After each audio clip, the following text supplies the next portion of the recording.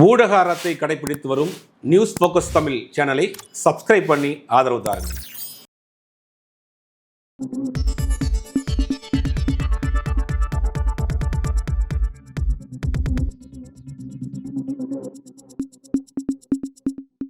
வணக்கம் சார். வணக்கம்.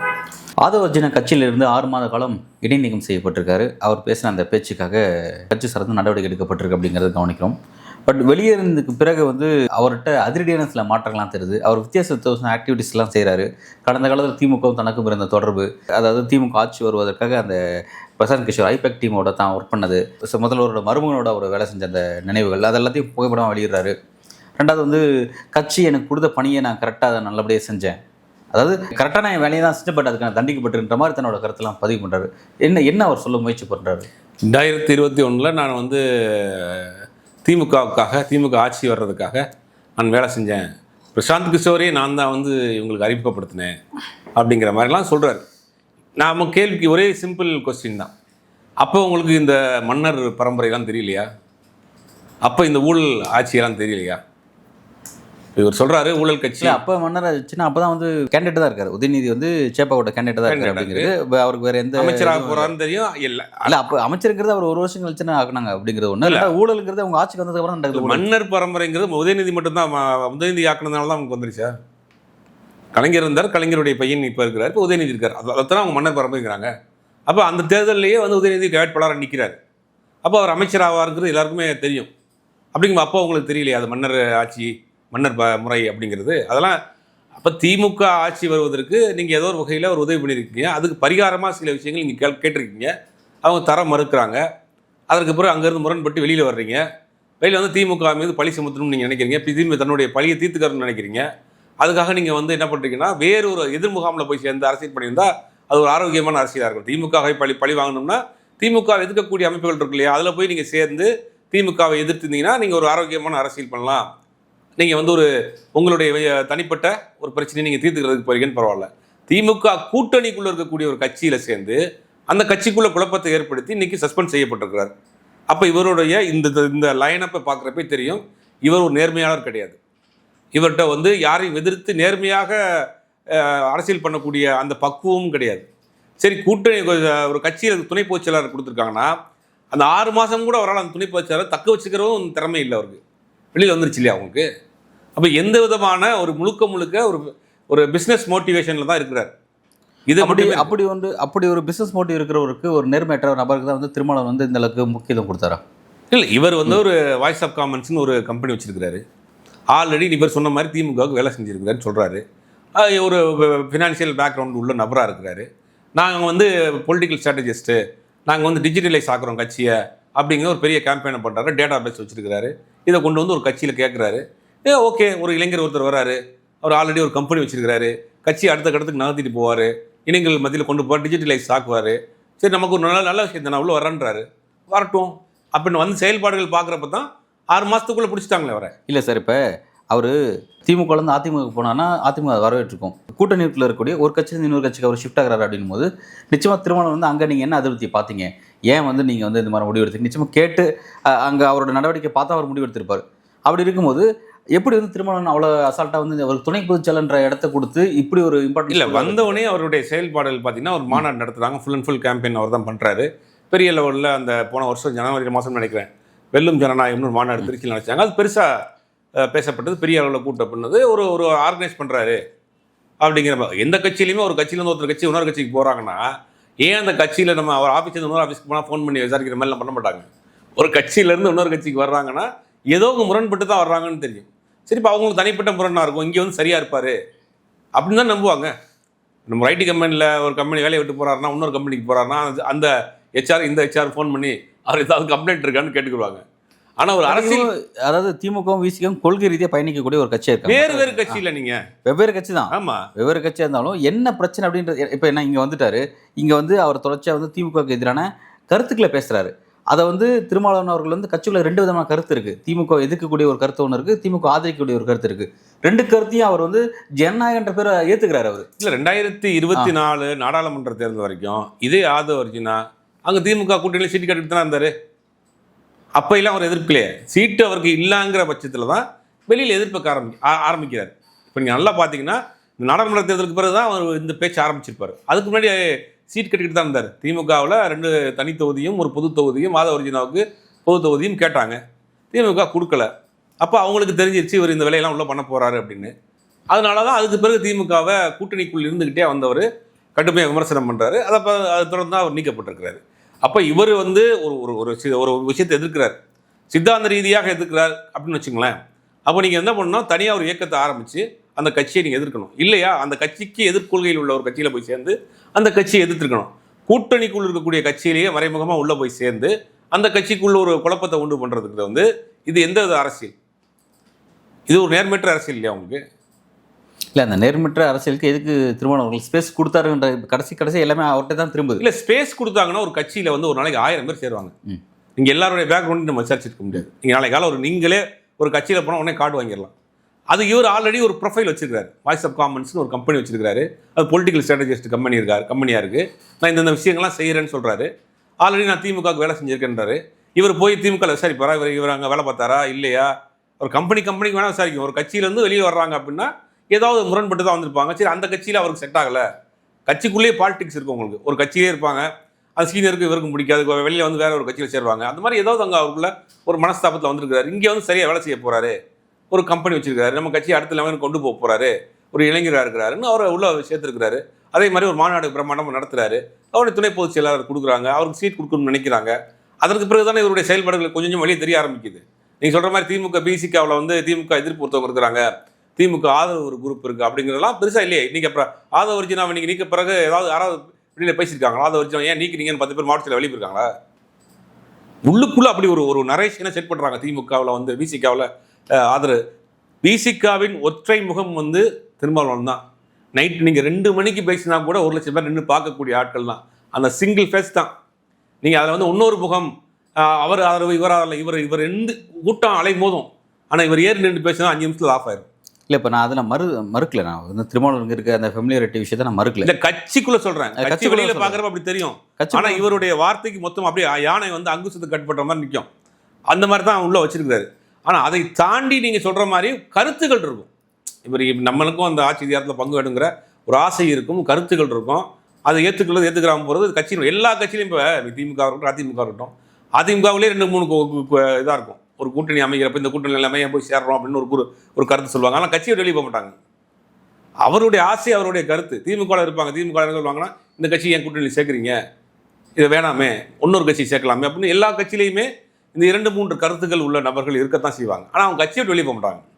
ஒரு மாறுபட்ட கருத்து இருக்கும், அவ்வளோதான். ஓகே. இல்லை, இப்போ நீங்கள் வந்து ஒரு தவறு செஞ்சுருக்காரு, தவறுக்காக வந்து திருமணம் நடவடிக்கை எடுத்துக்கிறாருன்னு சொல்லி நீங்கள் குறிப்பிட்றீங்க. அதை நான் தவறுன்னு அவர் ஃபீல் பண்ணல, ஆதவர்ஜினா அதை ஃபீல் பண்ணல. அவர் என்ன சொல்கிறாருன்னா, கட்சியினுடைய வளர்ச்சிக்காக எனக்கு இடப்பட்ட கட்டளைகளை நான் சரியாக செஞ்சேன், நான் கரெக்டாக தான் செஞ்சேன், ஆனால் என் மீது இந்த மாதிரி நடவடிக்கை எடுக்கப்பட்டிருக்குன்ற மாதிரி அவர் தன்னோட கருத்தை பதிவு வெளில வந்ததுக்கப்புறம், நான் ஒரு தவறான விஷயத்தை பேசிட்டேன், அதனால் என் மீது இந்த நடவடிக்கை எடுத்துட்டேன் அவர் அப்படி சொல்ல, எனக்கு இட்ட பணியை நான் செஞ்சு சொன்னார். அப்போ திருமாவளவன் அவருக்கு இட்ட பணி இதுதானா அப்படின்ற ஒரு கேள்வி இல்லை அங்கே வரும். அவர் திருமாவளவன் இது கிளியரான ஒரு விளக்கம் கொடுத்துருக்காரு. நான் அந்த புத்தக வெளியீட்டு விழாக்கு நான் போகிறேன். புத்தக வெளியீட்டாளரை பற்றி மட்டும் பேசுங்க, அரசியல் பேசாதீங்க நான் சொல்லி அனுப்பிச்சேன். நான் சொன்னதுக்கு பிறகும் அங்கே அரசியல் பேசினார். அது ஒரு நெருக்கடி ஏற்படுத்திச்சு, கட்சியிலிருந்து நீக்கப்பட்டோம்ன்றார். அப்போ இதில் சஸ்பெண்ட் பண்ணப்பட்டிருக்காங்க, இடைக்கால நீக்கம் செய்யப்பட்டிருக்காங்கன்னு சொல்கிறார். அப்படிங்கும் போது ஒரு தலைமைக்கு கட்டுப்பட முடியல. ஒரு தலைவர் அந்த நிகழ்ச்சிக்கு வர்றதுக்கு தர்ம சங்கடமாக இருக்குது, அங்கே ஒரு அரசியல் பேச போகிறாங்கன்னு ஒதுங்குறாரு. அப்போ ஒரு கட்சியினுடைய துணை பொதுச் செயலாளர் இருக்கவர், தலைவரே வந்தாலும் பரவாயில்ல நான் அந்த நிகழ்ச்சி நடத்துவேன் அப்படின்னு போகிறது தலைமையை மீறிய செயல். 2வது தலைமை சொன்ன கட்டுப்பாடுகளையும் மீறிய செயல்.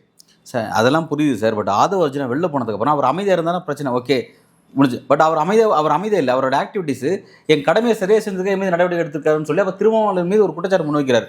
அப்போ இது வந்து என்ன மாதிரி ஸ்டாண்டர்ட் ஒன்று பார்க்கணும். 2வது விசிகா வந்து திமுக கூட்டணியில் பயணிச்சுட்டு இருக்கு. அப்படி இருக்கும்போது திமுக முன்னாள் காலகட்டத்தில் நான் பயணித்தேன், என்னோட அந்த அனுபவம் அவர் இப்போ ஷேர் பண்ணுறாரு. அதை இது மூலமாக அவர் என்ன அரசியல் சொல்ல வராரு, என்ன பண்ணுறாரு? அதாவது திமுகவோடு நான் அவ்வளோ நெருக்கமாக இருந்தேன், நீங்கள் அந்த மாதிரி தான் இருக்கிறீங்க, உங்களுக்கு அந்த மாதிரி நிலைமை வரும்னு ஒரு வார்னிங் கொடுக்குறாரு. நீங்கள் திமுகவோட நானே அவ்வளோலாம் இந்த ஆட்சி அமைகிறதுக்கே நான் தான். இந்த பொலிட்டிக்கல் ஸ்ட்ராட்டஜிஸ்ட் இருக்காங்க பாருங்கள், இதுவே ஹம்பக்கு. நீங்கள் இது வந்து ஒரு ஆச்சரியமான செய்தியாக இருந்தாலும் கூட 2014க்கு பிறகு எந்த பொலிட்டிக்கல் அனலிஸ்ட்டையோ பொலிட்டிக்கல் ஸ்ட்ராட்டஜிஸ்டையோ கூப்பிட்டு பாஜக வந்து ஐடியா கிட்டிருக்கா?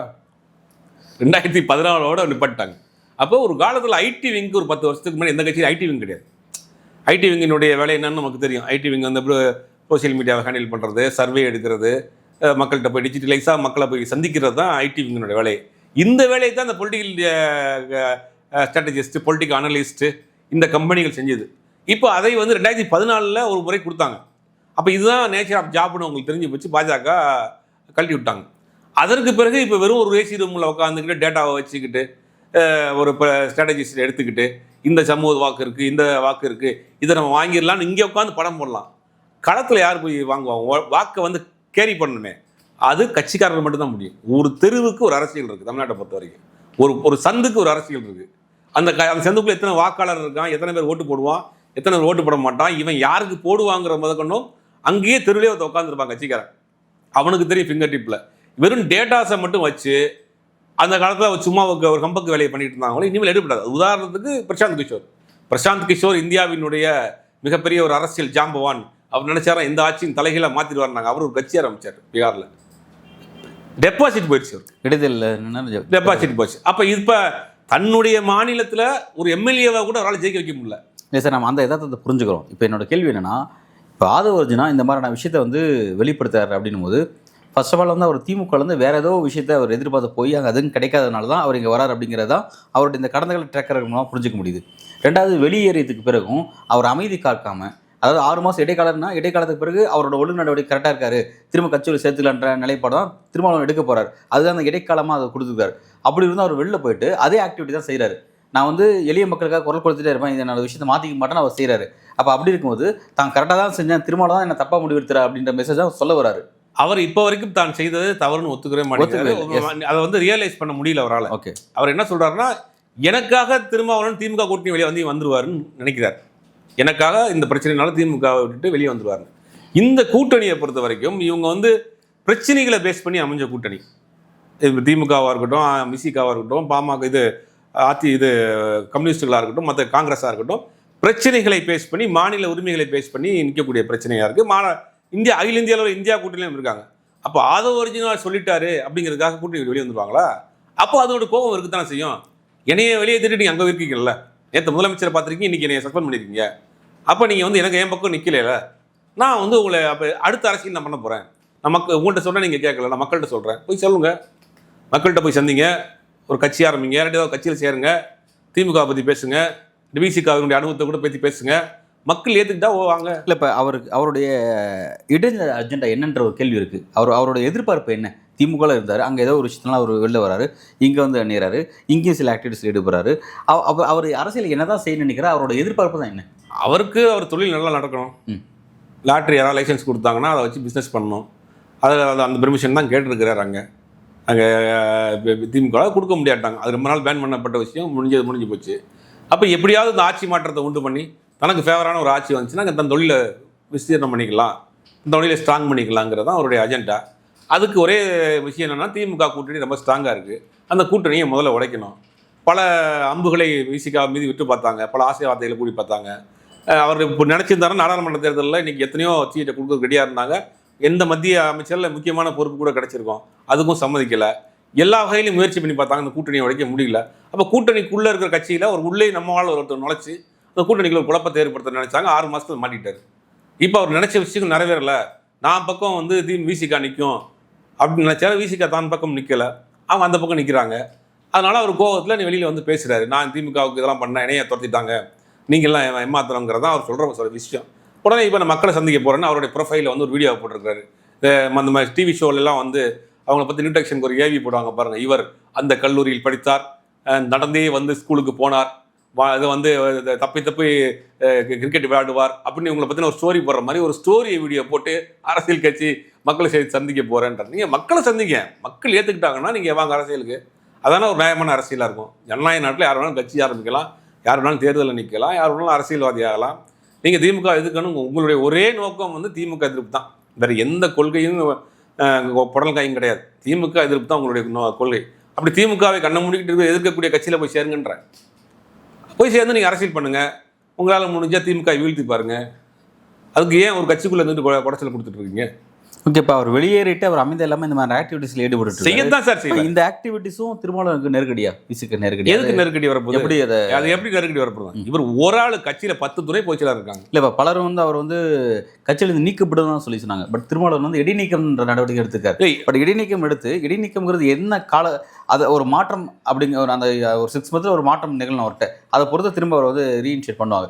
பட் அவர்கிட்ட அந்த மாற்றம் இல்லாமல் வேற ஒரு அரசியல் எடுக்கிறாருன்னா அப்போ திருமாவளவன் மறைமுகமாக அது நிரந்தரமா நீக்கம் பண்ணுவார். ஓகே, இப்போ திமுக அதிமுக சஸ்பெண்ட் பண்ணுவாங்க.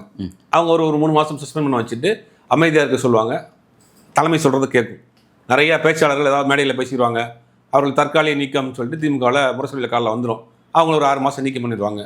அவங்க எங்கேயும் வெளியில் பேச மாட்டாங்க, வேறு கட்சிக்கு போக மாட்டாங்க, தன்னிச்சு அறிக்கை கொடுக்க மாட்டாங்க, அமைதியாக இருப்பாங்க. அப்புறம் 6 மாதம் கழிச்சு அவர் தவறை உணர்ந்துட்டாரு அப்படின்னு திருப்பி சேர்த்துக்குறாங்க. சேர்த்து அவங்களுக்கு பதவி அதை கொடுப்பாங்க. இப்போ இவர் 6 மாதம் சஸ்பெண்ட் பண்ண பிறகு இவர் அமைதியாக இருக்கணும். மேலும் பேசினா அடிப்படை உறுப்பினர் வந்து நிரந்தரமாக நீக்கப்படுவார். அதான் நடக்க போகுது. இப்போ நீக்கப்பட்டிருக்காருன்னா நீங்கள் அமைதியாக இருக்கணும். கட்சி தலைமைக்கு கட்டுப்படலைன்னா என்ன? 10 துணை பொதுச்செயலாளர் இருக்காங்க, இவர் மட்டுமா இருக்கிறாரு. இப்போ இவர் வெளியில் போன பிறகு 10 மாவட்ட செயலர் வெளியே போட்டாங்களா? இல்லை கட்சியில் ஏதாவது பிளவு போட்டாங்க? ஒரு வட்டச் செயலாளர் போயிருக்காரா? ஆதவ அர்ஜுனா நீக்கப்பட்டதுனால நான் வந்து பதவி ராஜினாமா பண்ணுறேன்னு யாராவது சொல்லியிருக்காங்களா? அதை புரிஞ்சுக்க முடியுது சார். இப்போ ஆதவ அர்ஜுனோட இந்த அரசியல் விஷயங்கள் அப்படிங்கிறது வந்து திமுக எதிராக செயல்படக்கூடிய ஒரு ஆக்டிவிட்டிஸ் செய்கிறாரு. பட் இந்த அம்பேத்கர் குறித்த இந்த புத்தக வெளியீட்டு விழாவோ இல்லை விஜயோட மேடையை பகிர்ந்துக்கிற விஷயமா இருக்கட்டும், இது போன்ற விஷயத்தில் திருமாவளவன் என்ன சொன்னார்னா, இந்த கூட்டணி உடையப்படணும்னு சொல்லிட்டு சில சங் பரிவார விஷயங்கள் விரும்புகிறாங்க, அந்த சக்திகள் விரும்புகிறாங்க, அதுக்கு இடம் கொடுக்க மாட்டேன்னு சொல்கிறார். பட்டு இப்போ ஆதவ அர்ஜுனாவும் அவர் எடுக்கக்கூடிய அரசியல் இந்த மாதிரியான நெருக்கடியில் அந்த ஃப்ரேமுக்குள்ளே தான் அதுவும் வருது. அப்போ அப்படி இருக்கும்போது ஆதவ அர்ஜுனா இந்த கூட்டணி உடைக்கணும்னு நினைக்கிறது தன்னோட தனிப்பட்ட நலனுக்கா அல்லது பாஜக நலனுக்கா? எதன் அடிப்படையில்? ஒரே கல் 2 மாங்காய் தான். தன்னுடைய பகையும் தீர்த்துக்கலாம், பாஜகவுடைய நெருக்கமும் ஆயிடலாம். பாஜகவோட நெருக்கமாயிடலாம். திமுக அடித்தா பாஜக அவங்களுக்கு வந்து சந்தோஷம் தானே போடுவாங்க. திமுகவுக்கு எதிரான மனநிலையில் எல்லாம் ஒன்று சேர்த்தான் செய்வாங்க. அரசியல் ரீதியாக எதிரியாக இருக்கிறாங்க. அப்போ ஆதவ அர்ஜுனோட அரசியலுக்கு பாஜகவோட ஆதரவு கொடுக்கும் அப்படின்னு பார்க்க? கண்டிப்பாக கொடுக்கும். கொடுக்குறது என்ன? கொடுத்துருச்சு.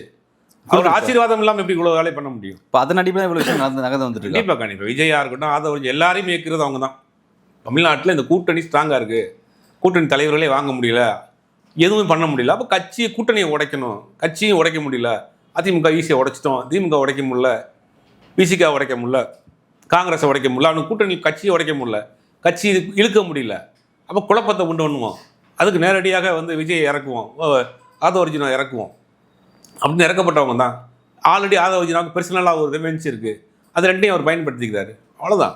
ஓகே, இப்போ இதுதான் பாஜகவுடைய விருப்பம் அப்படின்னா இப்போ இதனால் பாஜகவுக்கு என்ன கெயின் இருக்குன்னு ஒரு விஷயம். வாக்குகள் சிதறடிக்கிறது அப்படிங்கிறது வாக்குகள் சிதறந்து அதிமுகவுக்கு ஒரு பக்கம் போகும், அந்த பக்கம் வேறு யாருக்கும் எல்லாருக்கும் போகும். பாஜக இங்கே அவங்களுக்கு என்ன வெற்றி வாய்ப்பு கிடைக்கும்? அவங்க ஒரு கூட்டணி அமைப்பாங்க. வரக்கூடிய தேர்தலில் கூட்டணி அமைப்பாங்க.